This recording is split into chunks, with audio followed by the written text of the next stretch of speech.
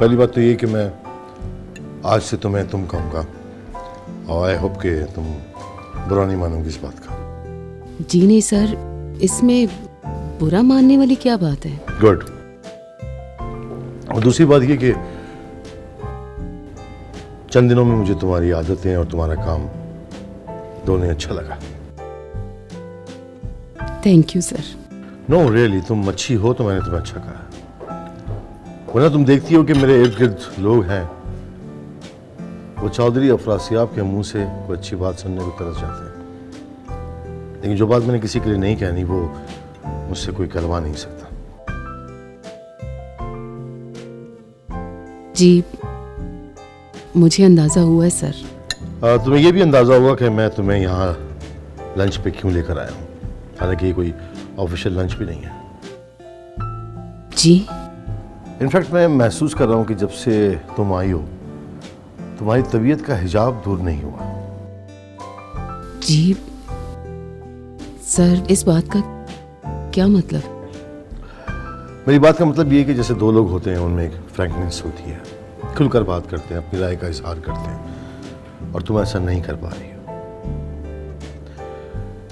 तुम्हारे अंदर जितना पोटेंशियल है उतना तुम ग्लोबल नहीं कर रही।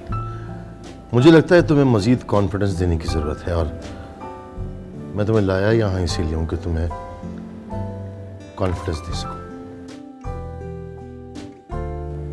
एक खौल सा है तुम्हारी शख्सियत के गिर्द जो आम लोगों से मिलते हुए होना चाहिए। दुनिया तो ऐसी ही है, दुनिया भी चेहरा कुछ और होता है और अंदर का चेहरा कुछ और।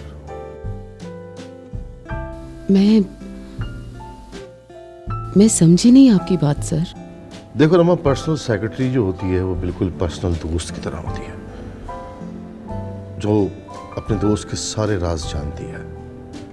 इसीलिए मैं पर्सनल सेक्रेटरी बहुत सोच समझ के चुनता हूँ, और जब चुन लेता हूँ तो उसे अपना दोस्त बना लेता हूँ। यहाँ लंच पे लाने का मकसद भी यही था कि मैं तुम्हें ये कॉन्फिडेंस दे सकूँ कि तुम समझो कि तुम मेरे पास जॉब नहीं कह रहे। कहने को तुम मेरी पर्सनल सेक्रेटरी हो, लेकिन इनफैक्ट तुम मेरी पर्सनल दोस्त हो, ऐसी दोस्त जो मेरे बारे में सबसे ज्यादा और सब कुछ जानती हो। You got my point? जी सर। मैं चाहता हूं कि तुम्हारी शख्सियत का जो भी कॉन्फिडेंस है वो नजर आना चाहिए। तुम मेरे साथ किसी पार्टी में जाओ, मीटिंग्स में जाओ, तो वहां लोग देखकर तुम्हें ये ना समझें कि तुम मेरी पर्सनल सेक्रेटरी हो, बल्कि लोगों को ये लगे कि तुम मेरी कोई करीबी दोस्त हो। तुम समझ रही हो ना मैं क्या कहना चाह रहा हूं? जी सर, मैं समझ रही हूँ। खाना खाओ, बातें तो चलती रहेंगी।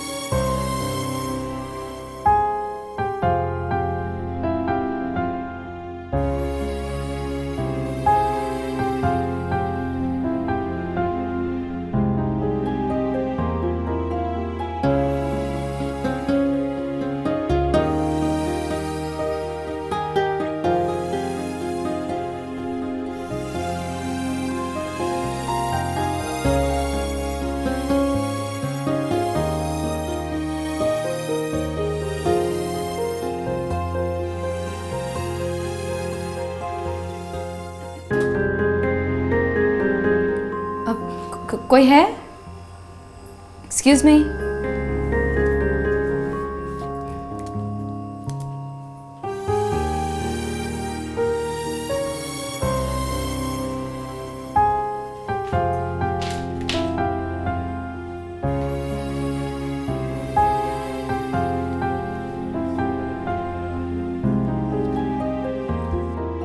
एक्सक्यूज मी, कोई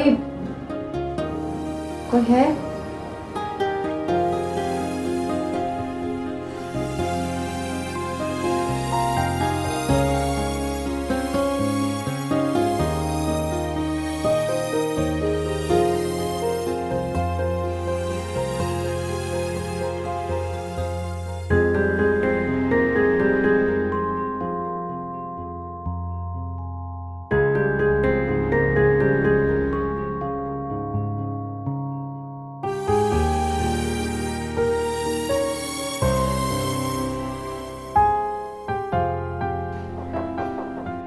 आ जाओ।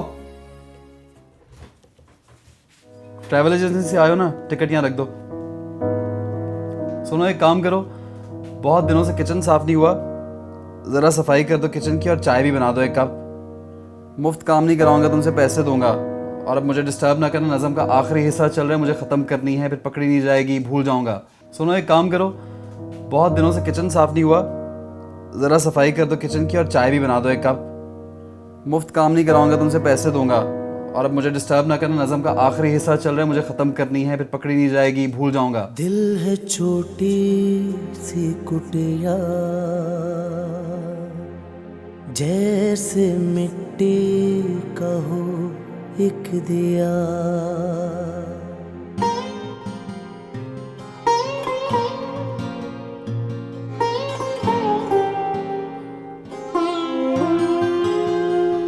दिल है छोटी सी कुटिया, जैसे मिट्टी का हो एक दिया, जिसमें बातें नहीं फिर भी जलता है। रूखा फीका सा सावन, सांस भर का ये जीवन, आंख भर आसमां को तरसता है। दिल है छोटी सी कुटिया, जैसे मिट्टी का हो एक दिया।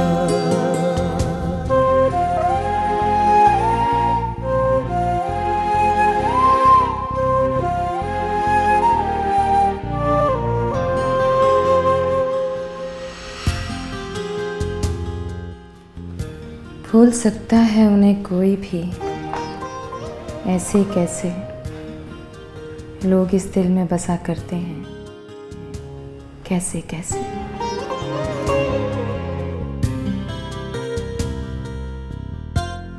जिंदगी ये तेरी रफ्तार अजब तर्ज की है, चलना चाहें तो चले हम तेरी लय से कैसे। जान लेकर भी अगर खुश नहीं होने वाला, कोई बतलाए वो फिर मानेगा, ऐसे कैसे।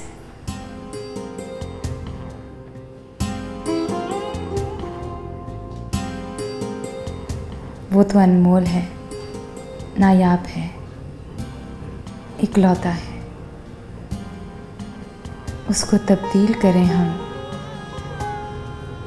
किसी शय से कैसे।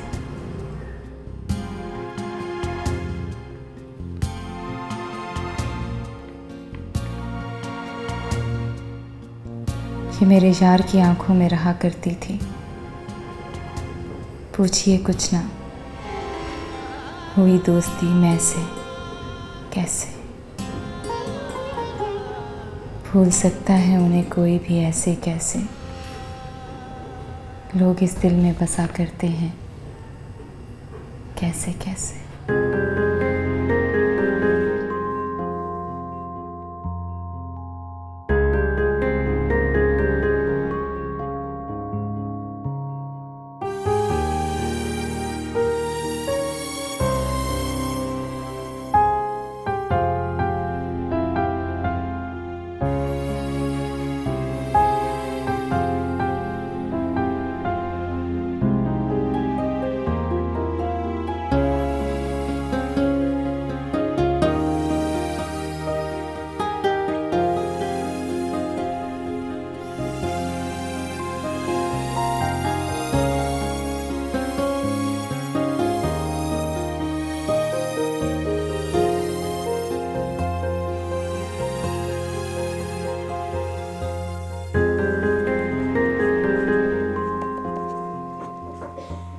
आ जाओ, बना ली, यहाँ रख दो।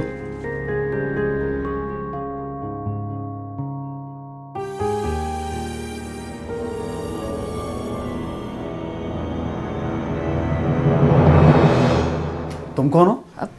मैं वही जिसे आपने किचन साफ करने के लिए कहा था और चाय बनाने के लिए कहा था। मैं तो समझ रहा था वो ट्रैवल एजेंसी का लड़का है जो। वो लड़का मैं ही हूँ। I mean, ऑफिस में कोई था नहीं तो अंकल ने मुझे कहा कि मैं आपको टिकट दे आऊँ। ये टिकट रख दिया मैंने। Oh my God, I am so sorry, मेरे से मिस्टेक हो गई। मुझे थैंक यू, लेकिन अच्छा अब तुम बैठ तो, अब इधर इधर आओ। आई एम सॉरी, इधर आके बैठो। वो दरअसल प्रॉब्लम क्या है कि जब मैं काम कर रहा होता हूँ ना, लिख रहा होता हूँ, आमद हो रही होती, तो मुझे इर्द गिर्द की कोई खबर नहीं रहती। मुझे तो कभी कभी ये लगता है कि अगर बॉम्ब ब्लास्ट भी हो जाएगा ना तो उसका भी पता नहीं चलेगा। अब आई एम एक्सट्रीमली सॉरी, तुम बैठो ना। या लेकिन वो इट्स ओके, मुझे आपकी बात का बुरा नहीं लगा। तुम्हारा नाम क्या है? हाँ, नेहा। नेहा, मैं जासिम, मोहम्मद जासिम। वैसे मुझे बहुत शर्मिंदगी हो रही है। आई एम एक्सट्रीमली सॉरी, मैंने बहुत मिसबिहेव किया तुम्हारे साथ ना। अगर हो सके तो इस नालायक और नाकाम राइटर को माफ़ कर देना। इट्स ओके, मुझे आपकी बात का बुरा नहीं लगा।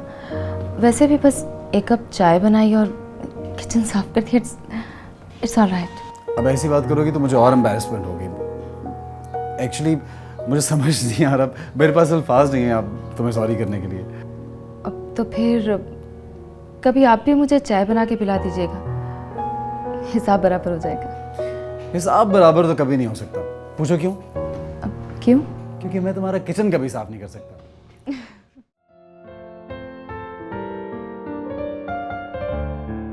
रमा,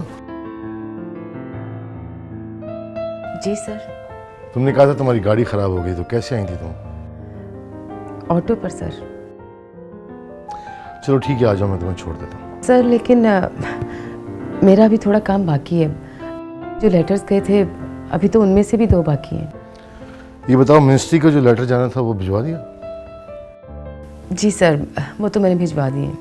तो बस ठीक है, बाकी कल कर लेना। लेकिन सर वो कम ऑन, जो मैं कह रहा हूँ वो करो। आ जाओ।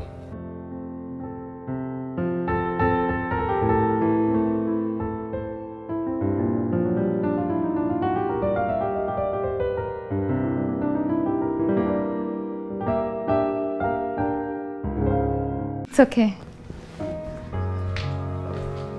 आइए। Okay bye. बाय। आप शायरी भी करते हैं? जी हाँ, शायरी भी करता हूँ और स्क्रिप्ट राइटर भी हूँ। लेकिन ना तो कोई मेरी शायरी छापने को तैयार है और ना ही कोई स्क्रिप्ट लेने को। अब हो चला यकी बुरे हम हैं दोस्तों। मुझे तो कभी कभी गुमान होता है कि मुझे ये काम छोड़ के ना कुछ और कर लेना चाहिए। राइटर तो मैं हूँ ही नहीं। 6 सालों से इस शहर में टक्करें मार रहा हूँ और इतनी सी 1 इंच की कामयाबी नहीं मिली। खैर छोड़ें, अब एक मरतबा फिर I am really sorry, please. हाँ, मैंने कहा ना इट्स ओके, कोई बात नहीं। Okay bye. Okay, thank you. वो क्या हुआ, बोलो। अंकल ने कहा था कि आप पैसे भी देंगे। अरे यार, मैं कितना पागल हूँ, दिमाग खराब हो गया। नाकामी ने दिमाग खराब कर दिया मेरा। लिफाफे में डाल के रखे हुए थे पैसे। Sorry, extremely sorry. It's okay, thank you.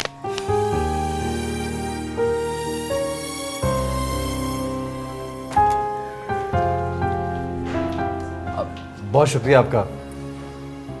Okay, bye.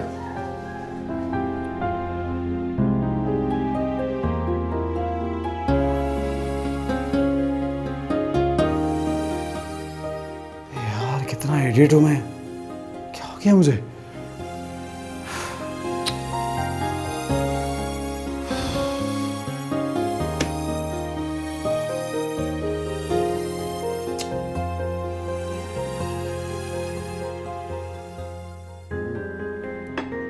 अच्छी बना के गई। अच्छा जी।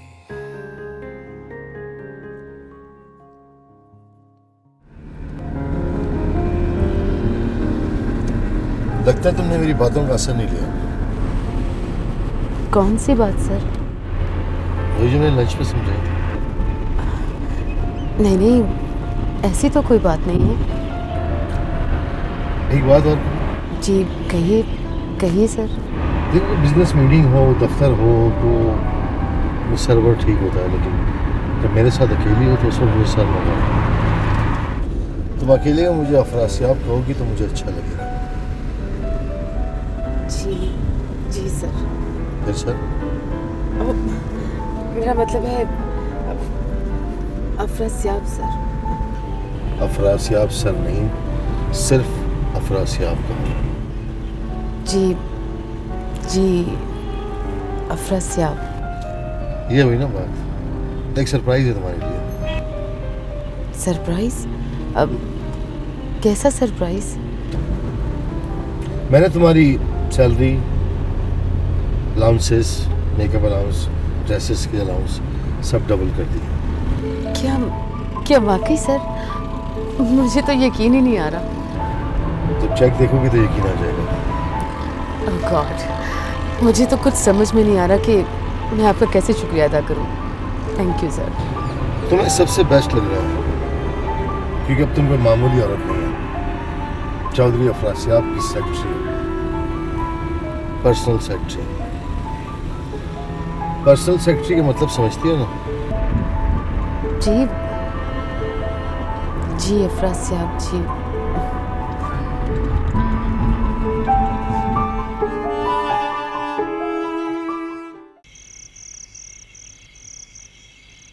रेहान, इमरान, आज मैं कितनी खुश हूँ, कितनी खुश हूँ, कितनी खुश हूँ, ये मैं तुम लोगों को बता भी नहीं सकती।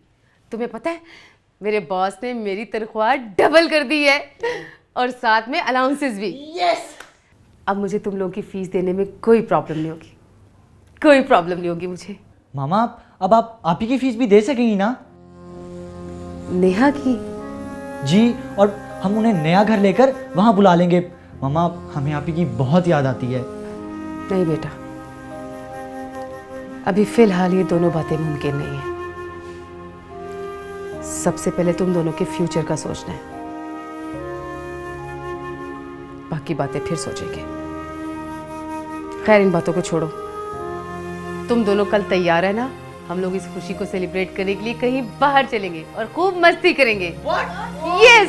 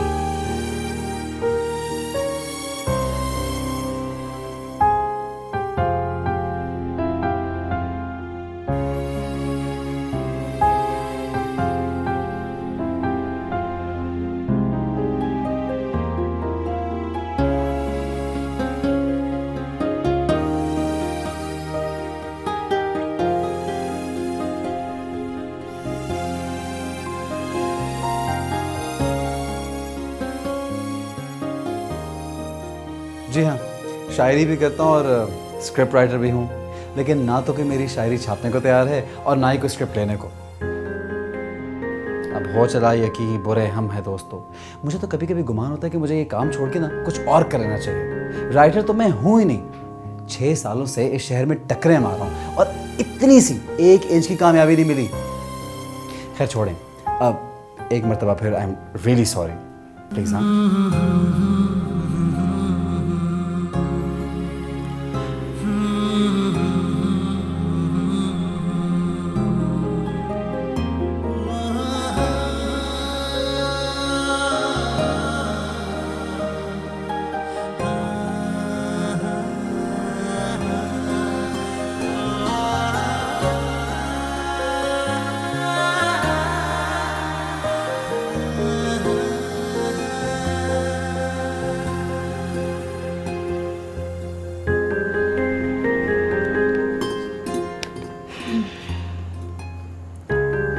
भूल सकता है उन्हें कोई भी, ऐसे कैसे लोग इस दिल में बसा करते हैं, कैसे कैसे।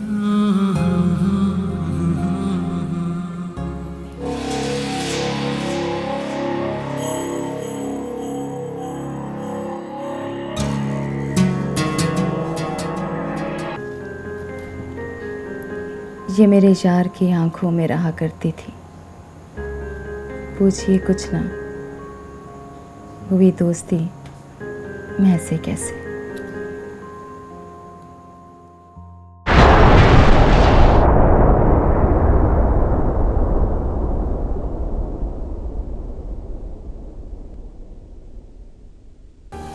कितना खूबसूरत लिखता है,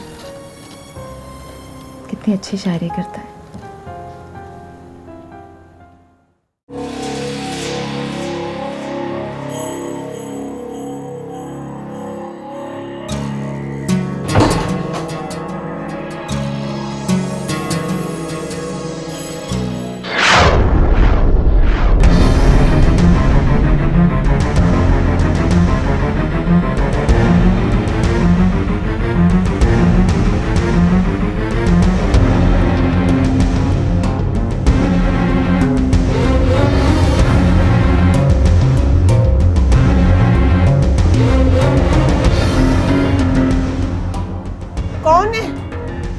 कौन है दरवाजे के बाहर?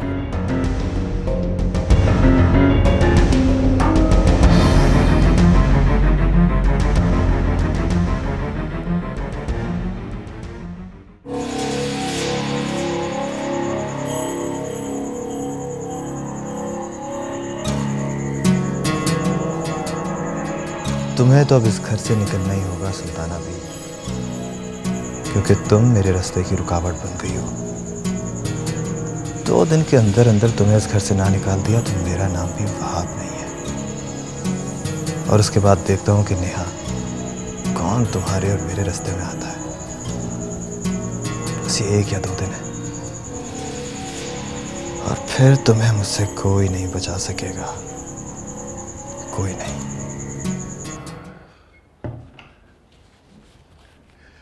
नेहा बेटा, मैं एक जनाजे में जा रहा हूँ, जल्दी वापस आ जाऊंगा, तुम फिक्र ना करना है। अच्छा बेटा।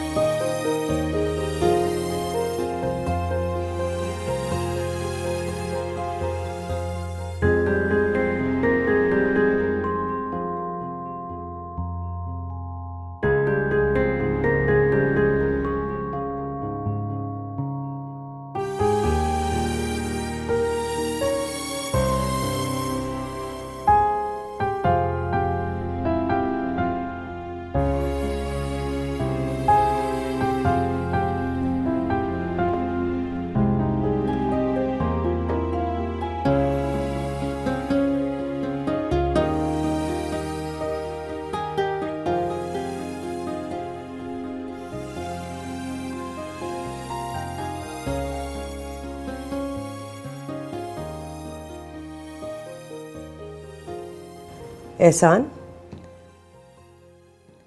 आप तो कह रहे थे कि आपकी बहन 1 महीने के अंदर अंदर कोई छोटा सा घर लेके शिफ्ट हो जाएगी, लेकिन उसने तो इस घर में ऐसे पांव जमा लिए जैसे कि उसके जाने का इरादा ही नहीं। ओह नादिया, जरा उसके हालात ठीक हो जाने दो, चली जाएगी बेचारी। और वैसे भी वो मेरी बहन है, अगर 1 महीने की बजाय 2 महीने रह जाएगी तो क्या फर्क पड़ जाएगा? फर्क पड़ जाएगा, इसलिए कि मेरी अम्मी और भाईजान 28 तारीख को यहां पहुंच रहे हैं। कहां रहेंगे वो? हमारे घर में जगह ही नहीं है भाई। अब हम क्या करेंगे? उनको जिमखाना में या किसी होटल में ठहरा देंगे? कितने शर्म की बात है कि अपना घर होते हुए वो होटल में ठहरे। ये ऐसा तो नहीं हो सकता, मुझे तो बहुत शर्मिंदगी होगी। मगर आपको कहां परवाह है मेरी? आपको तो बस हर वक्त अपनी लाडली बहन का ख्याल रहता है, बस।